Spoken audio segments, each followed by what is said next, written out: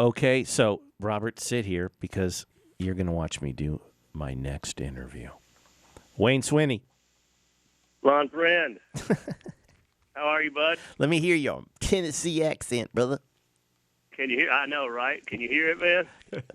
Say this. Do you prefer the wet ribs or the dry ribs?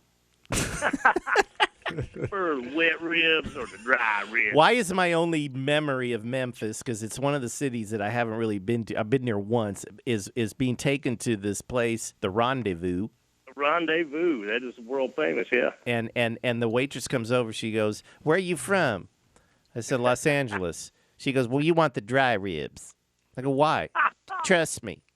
Okay. Yeah. No menu necessary. You walk in, and that's basically your choice, wet or dry, and then you just wait on the ribs to show up. So, yeah. Well, I'll bet that your diet's changing now, Wayne, and you can't eat too much fat and pork. You know, I think ribs are probably a big no-no, at least for the moment. You know, I've been eating a lot of nice, healthy stuff for the last couple of weeks. But, you know, I kind of had the thought earlier today, but I'm downstairs. I'm eating, like, carrots and hummus. Yep, good. And grapes. Good. And I'm thinking, you know what? This is delicious. After treating my body like a garbage dump for 35 years, you know, with fast food and just all this chips and dip, you know, real food tastes delicious. Yeah.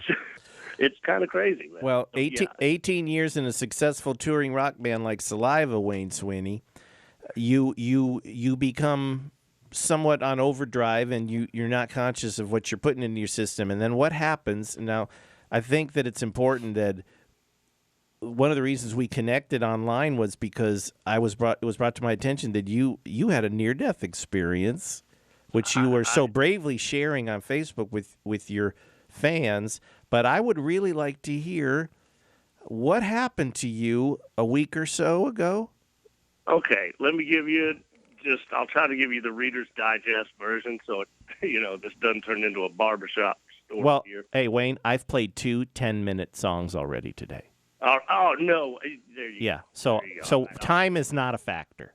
All right, cool, man. All right, well, to just give you the backstory on it, back around Thanksgiving, I got the flu. I was sick for about a week, you know, and as musicians are wont to do, you know, we were in between little short tours, you know. Mm-hmm. So, I mean, instead of going to the doctor, I had some leftover antibiotics, kind of treated myself with those and stayed in, you know, over-the-counter stuff. And I got better in about a week. And then we went back out for another short run, and it kind of came back. Mm-hmm. Like, I was really sick. I was actually on Christmas Day, my girlfriend, Julie, had her phone in her hand and was about to call 911. And I was like, wait, no, hang on. I think I'm okay. Whew. And we actually made it through that period and had no idea how sick I was. It turned out that I had the flu, but it had turned into pneumonia, which then turned into double pneumonia. And I wasn't even aware of how sick I was. I've had asthma my whole life. Mm-hmm. So I have inhalers that make it, you know, you can breathe. They make you breathe. So even as sick as I was, you know, managing the symptoms, but I wasn't getting any better. Okay. And then we had a run of 5 shows starting New Year's Eve. And Where'd you play on New Year's Eve? We played center stage in Kokomo, Indiana. Okay. Yeah.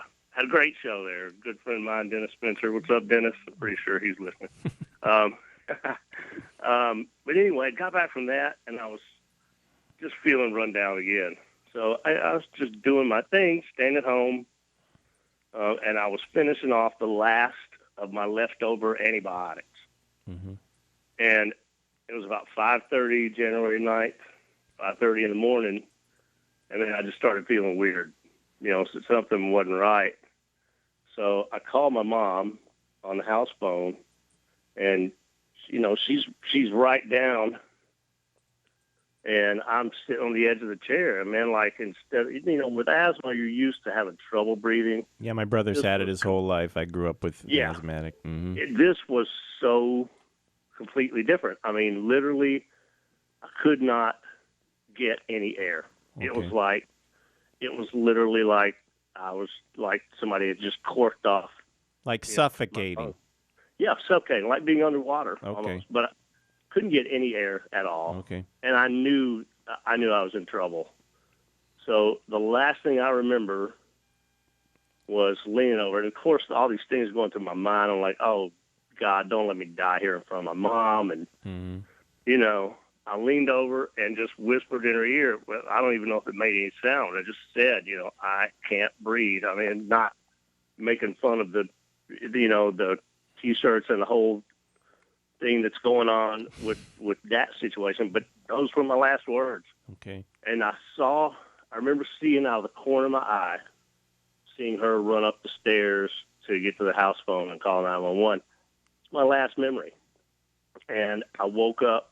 You passed out. You passed out. Yeah. Went down. By the time she got back downstairs, she said I was in the floor and was not breathing, no heartbeat, nothing. Wow. But luckily, we live in a small town. We're down about an hour and a half south of Memphis in this little town called Grenada, Mississippi. Mm-hmm. And, luckily the hospital and the EMTs aren't that far. So as soon as she called them, they were here in a couple of minutes, and she said she's never seen EMTs work so hard. And, wow. I have no memory of that, but I can tell you this, that was the 9th. So it's been almost a full 2 weeks, and it still feels like someone, like a donkey, kicked me in the chest. Right. I mean, from the chest compression. Yeah, they can crack your ribs doing that. Man, I'm not kidding. For a while, that was one of the most nervous feelings about this, was just the soreness in my chest every day. It was kind of eerie. Okay, But so anyway, but you survived this, and you've had some tests and work post this trauma, and what are the results? Can you tell your people and my people how you're doing? as of right now, thanks to the good people at the hospital, the EMTs, all the great health workers, I can't thank everyone enough. But yeah, the pneumonia cleared up. That was probably the biggest factor. Had a couple of, I don't know how much time you got, but there was a couple of funny stories. One was when I first woke up on the ventilator, had no idea where I was. And I haven't seen any pictures of anyone on a ventilator, but it literally feels like someone hammered a 73 Plymouth muffler down your face. Oh, man. I mean, like it's indescribable. I heard this voice, and the lights are all bright. You're kind of disoriented because they have you sedated a little. Mm-hmm. And I heard this voice very calmly lean over and say, "Are you okay?" Mm-hmm. And of course, I couldn't respond. I got this thing in my face. Mm-hmm. So the only thing I could do, the only thing I could think of was I could see my right hand. It was up over my chest. Right. So with all of my might, I pulled down my index ring and pinky fingers and flipped them the bird, Wow. which turned out to be my sweet sister. Actually, I thought it was the nurse, and basically what they were doing was checking for brain function. They're checking for response. That's what they want. Right. I couldn't really respond, and the comedian in me thought, hey, this will be funny later. So I flipped him the bird, and then I was telling my sister the story later. I was like, hey, you need to find out who that nurse was that I flipped off. And my sister grabs my hand. She said, that was me. Yeah, she's a guardian angel of yours, your mom and your sister. You have angels. Yeah, literally, my mom being here to call 911 Yeah. saved my life. And my sister, Linda, hey, Mm-hmm. love you, was there literally 24/7. We broke every rule of the hospital. And I'm sure if any of their staff are listening, someone's going to get in trouble. But finally, after, they kept telling Linda, well, look, business hours, you're going to have to go and all this. She was like, no, I'll be staying. Yeah. I mean, so Of course. They just gave up and started bringing her chairs and recliners and extra pillows and blankets. And Wayne, in the days since this, as you have distance from it, it's like you're moving away from this. This is a big black hole, and you're moving towards light now because have you been examining your life and examining priorities, and does this have you shifting your sense of perception? It absolutely does. It absolutely changes. It changes you. I can't imagine it not changing someone. I didn't have one of those great Hollywood near-death experiences where I saw the light and It's like my dear departed dad waving me over to the fishing boat. There was nothing like that. I was just here and I was gone, and then I was back.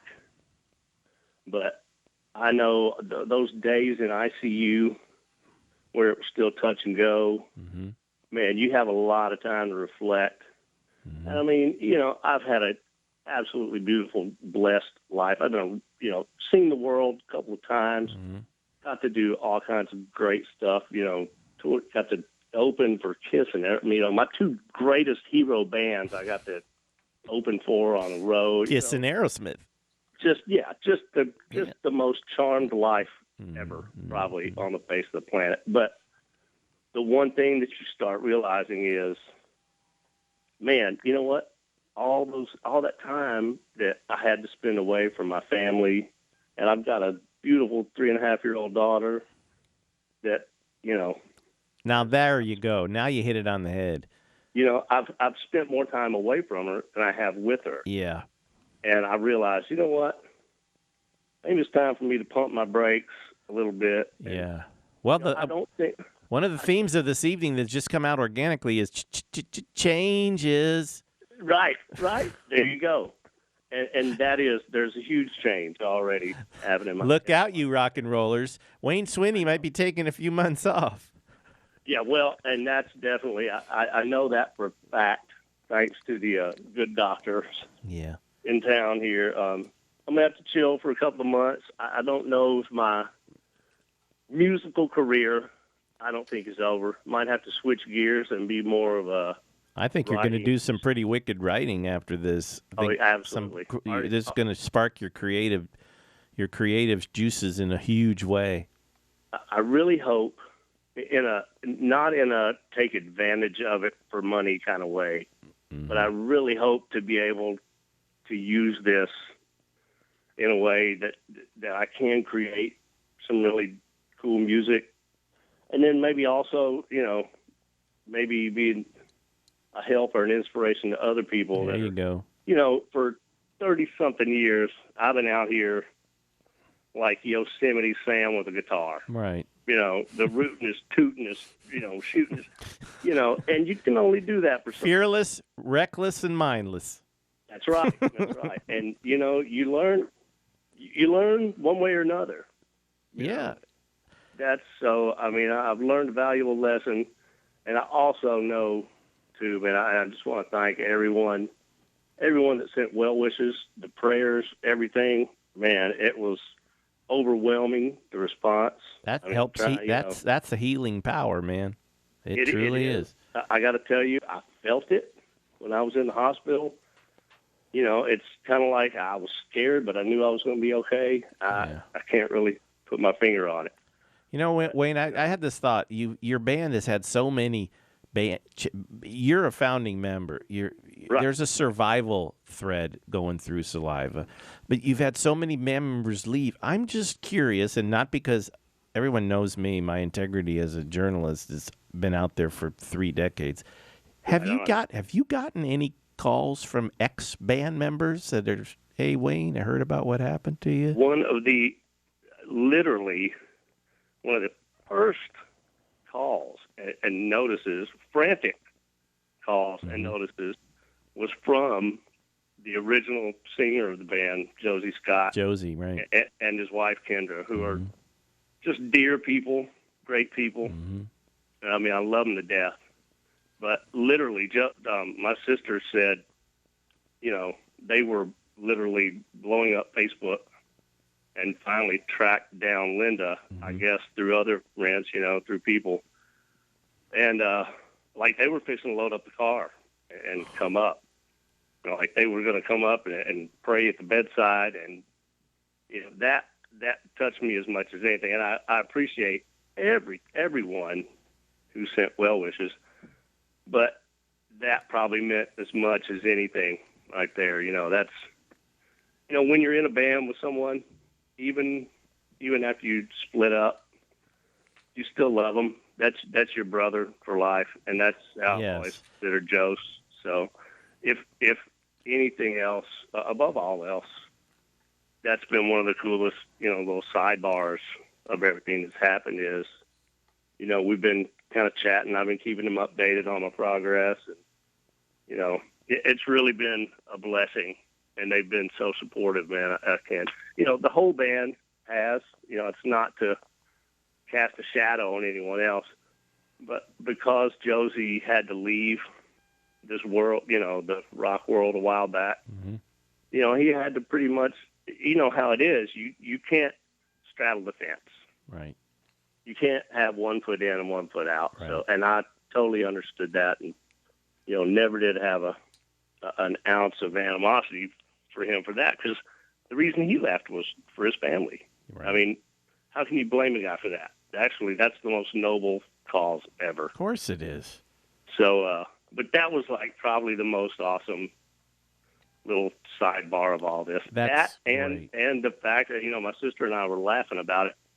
We spent pretty much 6 days with each other, 24 hours a day, which was probably the best bonding experience of our lives. I mean, since we were kids, we haven't been around each other. This is your Silver Linings Notebook.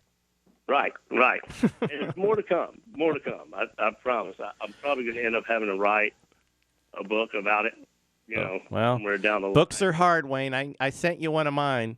They're hard.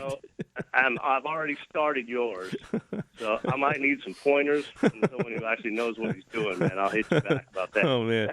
So, hey, Wayne, I figured I'll play Your Disease since it kind of fits a little bit. Right on. And then we'll come back and talk some more. And Robert Sarzo's here, and we're going to discuss the synchronicity of his early hurricane days and some girl that you used to know. Right on, man. Okay, this is Energize, the Lonn Friend podcast. Wayne Swinny, Saliva, Robert Sarzo, Big Stu in the studio. I'm so happy to be here. Gratitude.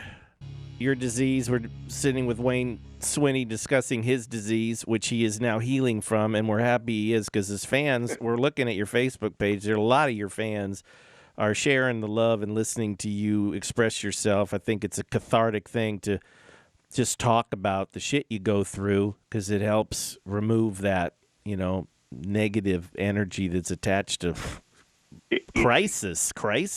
This is crisis. Exactly. Yeah, man. It was. Yeah, man.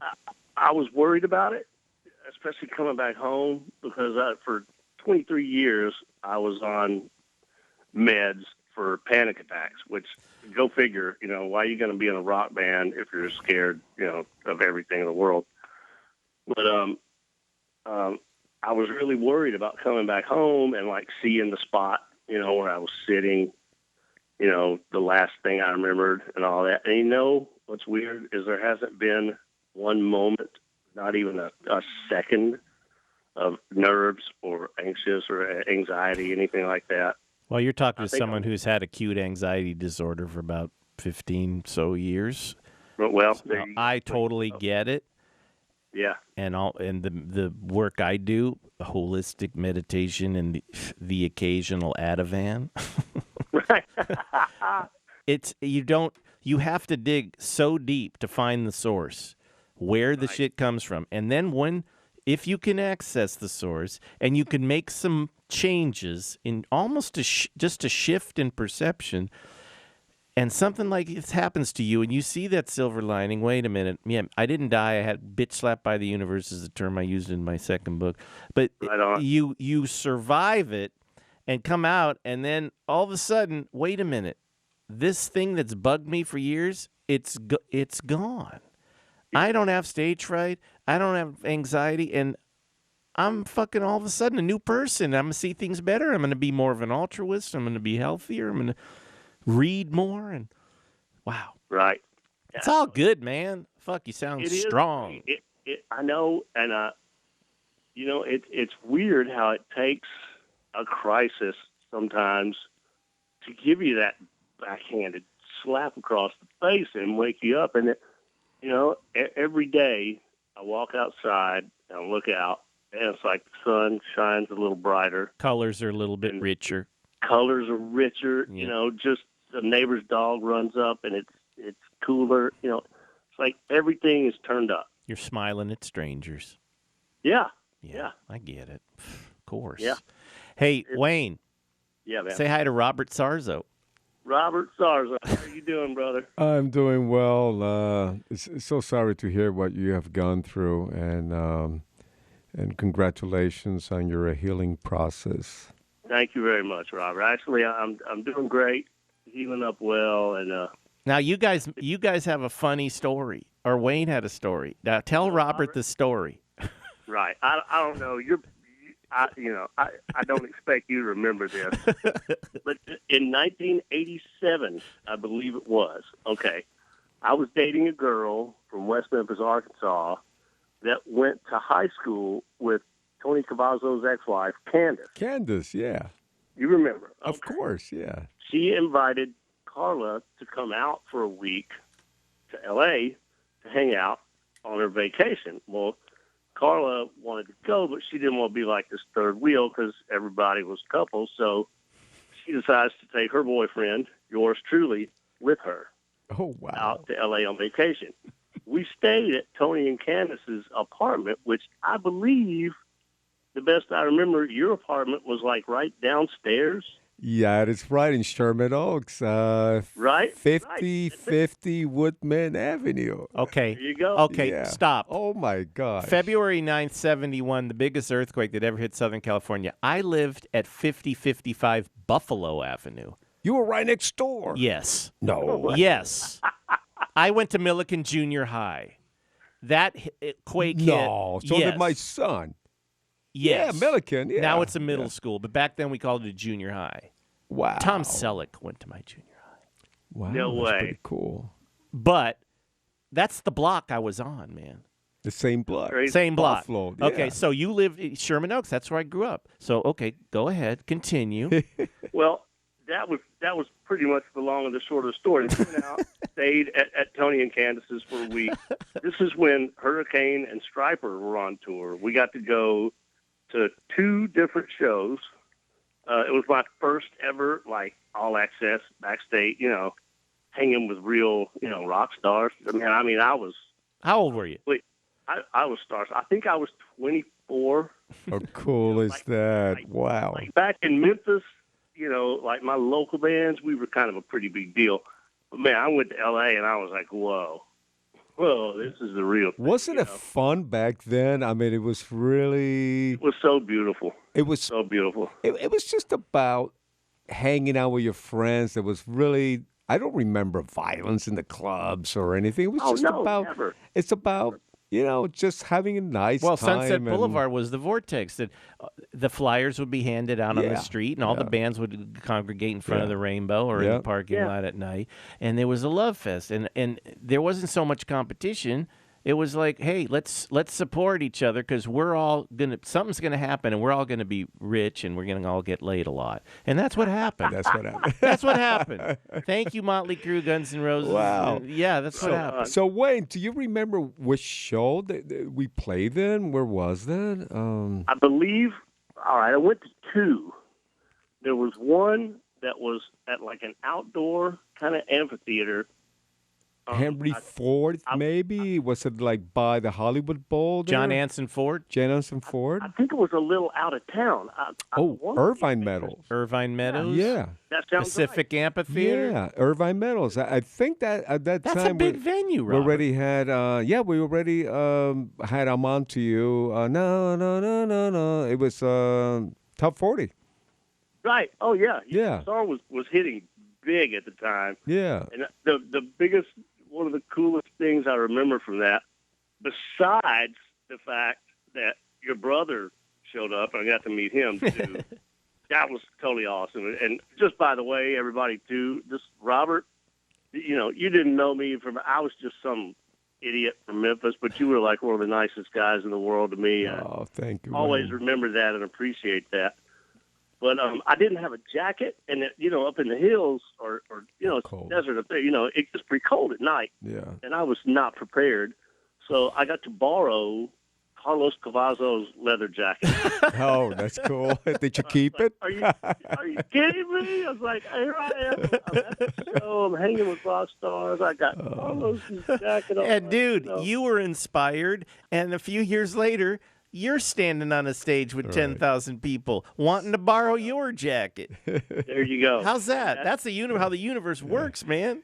The universe is awesome. Can I borrow your jacket? All my stuff is still up in the yacht, up in a cradle. I went to that storm, and it was very humbling to actually feel so powerless. Oh, well, nature's going to fuck you up. I talked about that earthquake. That's the only time in my life where I was thrown out of bed and felt like I was on a ship at sea. I remember February 9/71 was the grand mal quake of all time in Southern California. I was living in North Hollywood on, it used to be called the Club California. Yeah. It was like the Oakwood Apartments, and The we Oakwoods. got trashed. Oakwood. That's where Slash lived when they were doing Appetite. Oh, yeah. Hey, I'm going to be at the Oakwoods. Oh, dude, that place is terrible. Stephen Adler also shared that same bed probably that you slept on after you, Wayne, because he was staying there also at Tony's place. No way. Yeah. Right. Yeah, we're still friends, and this is before Guns N' Roses, yeah. Yeah. Yeah, he stayed up there, too. He was friends, yeah. Great guy. What was the first, Wayne, what was the first time you said, that's what I want to do? It was actually at a real young age, and I was a kind of a sheltered kid, very spiritual, family. We were, Southern, went to church every Sunday, mom and dad, sis, everybody. Mm-hmm. But I remember this friend of mine, my best friend in high school, Brian Prim, came over with this album that opened up. And it had these guys with their faces painted on it. It was Kiss Alive. I was like, that's what I'm going to be. I don't know what that is. That's what I'm going to be right there. And there you have it, Did you have a cheap turntable? Oh, are you kidding me? The worst ever. It didn't even have speakers. The speakers were it was like one of those ones from school, where the speaker is just built into the turntable, Well, Wayne, go back to 1964. The day after the Ed Sullivan Show, I walk across the street to the Fashion Square Mall in Sherman Oaks on Riverside Drive. Okay, you know where it's at. It used to not have a roof on it. And I bought this record called Meet the Beatles, and I took it home, and I had like a $40 Motorola mono turntable, and that was my first. That's where music hit me, and I listened to it 1,000 times, over and over. What? It was like discovering sex. What is this? Yeah. That's what you had, and your generation, Kiss did that for a lot of kids, man. Yeah, a lot of kids. Yeah. Sure. I would have to think so, man. Because I know, especially a lot of the guys around my age, once you saw Kiss and you saw how people reacted to them, I mean, there was great bands. There was Zeppelin, and there was all these great, Nugent, and of course, my first show, seeing Kiss. There's this band that nobody had ever heard of. We're like, oh, man, what's this AC/DC? Whatever. Yeah, AC/DC, of course, with Bon Scott. Opens up the show. Oh, my gosh. And so mind blown right there. Wait, now listen to this. Wow, what a table we're at. Robert saw Hendrix in Miami. You saw Bon Scott in AC/DC. Mm-hmm. Okay. Wow. Yeah. And I saw Pink Floyd, Wish You Were Here, 1975 tour at the Sports Arena. So those impact our lives. But I snuck in to see Hendrix. I snuck into the arena. Me and my friend Mark were in the last row at the Sports Arena. But it turned out to be the greatest place because at the end of the Dark Side of the Moon, when the sun is eclipsed by the moon, a plane a plane on a wire takes off right above our heads in the last row and flies and crashes into the stage. And we're like, Cool. whoa. Most awesome thing ever right there. I know, because we were just earlier playing Bowie. Robert tells a Mick Ronson story. And, oh, my gosh. And he's, go ahead. Like, Oh, yeah. He just walked in the studio. So this is my, coming out of Miami, leaving Miami, and I'm in New York City, and all of a sudden I'm working with Jimmy Iovine, and I'm in the studio. I'm actually doing pre-production right before we went into the record plant to cut the album, which was released on Arista Records, and Mick Ronson shows up to say hi to Jimmy, and I think he knew Tommy Price at the time. He was doing a lot of session work over there. And I'm really green, but, I had been playing, so many notes for so many years, to 4 o'clock in the morning. That's why you do in Florida 7 nights a week. So I was I felt pretty, well prepared. And anyway, so I'm playing guitar, and Mick Ronson falls in love with my Les Paul, which I had bought, long time ago. And I had just taken it was a deluxe Les Paul. Anyway, I got the power tools, and I made a bigger hole. I put in 1961 pickups in there, and then I got tired of the cherry sunburst, which because Jimmy Page had one. I had to get one of those, and then anyway, so I was really crazy. My mom's like, "Oh my God, what are you doing?" She's also very religious Catholic, from Cuba. She said, "Oh, mijo, what are you doing?" I'm like, "Yeah, I'm making holes in the guitar and rewiring the guitar." So I paint the guitar like a light green color. Anyway, Mick Ronson sees the guitar, he falls in love with it, and so he let me keep playing, and then all of a sudden he got on my bass player's guitar, and when we started jamming, it was me, Tommy Price, and Mick playing on bass. How cool is that? And I love David Bowie, and and his guitar work, so it was fascinating. It was great. Wham That's bam. a great story. Wham bam. Thank you, Robert. Yeah, Yeah. I'll never forget that. That was very cool. I think that these things, we talk about the rock stars that have passed, and we're constantly reminded, because social media reminds us, this was so-and-so's birthday, and this is so-and-so's birthday, and Elvis would have been 75, or Right. and Brian Jones would have been this, and yet all we have to do is now we have a digital domain, but all we have to do is put on a tune, go to YouTube and search anything, and it comes right back. It brings your whole Technicolor consciousness of why you love rock and roll to the extent you do. Everyone's going to die. It wasn't your time, Wayne. When it's not your time, nothing can take you. When it is your time, nothing can save you. It wasn't your time. Yeah. It was Tommy Bolin's time. We played Post Toasties earlier. And, I'm just sitting here going, oh, my God, listening to this 10-minute jam. I remember being in my room when I was a kid and how this record made me feel. And that's what's so great about it is we don't have to mourn the artists that disappear, because they leave behind this rich, rich tapestry of music. And that's it. That is true. That's what we do. And we'll communicate it to people, and I'll write about it, and we'll talk about it, and you're going to write more songs, and Robert's going to write and perform what he's doing in 2 languages. I'm working on my 3rd, French. French. Hey, I wanted to play Lost, because that song's close to you, right? Well, it's one of the songs on the new record, but it's actually a song that almost didn't make the record. We had already picked the 15 that we were going to pick the final 12 from. Mm-hmm. And I was driving home from the studio one night in the early days of tracking, and it was on a demo that our singer had given us all. It's actually a song that he and a friend of his, Nolan Neal, wrote together. And I put it in, and it started playing, and I heard the lyrics. Mm-hmm. And I literally had to pull over. I pulled over in a gas station. I had to stop, because I was so emotionally moved by the song and the lyrics, and especially now after this. Well, now it truly resonates with you because of what you've survived. Yeah. I mean, the first time I listened to it after I got home, I was bawling like a schoolgirl. I mean, no kidding. It was It was an emotional experience, and this wasn't necessarily an experience that came from something like that. Mm-hmm. But having been there, and made it, here, still alive.